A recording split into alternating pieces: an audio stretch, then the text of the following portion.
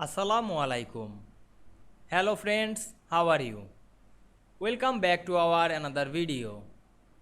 In this video, I am going to show you how to remove web page link in Microsoft Word. Let's get started. At first, we have to open a Word document and we can see here inserted a web page link. We press Ctrl and check this link, and we can see here we go to the link address. Now we want to remove this hyperlink from this text. Select the text and go to the insert menu, then click links option, then click remove link. Now we can see here we remove this web page link very easily.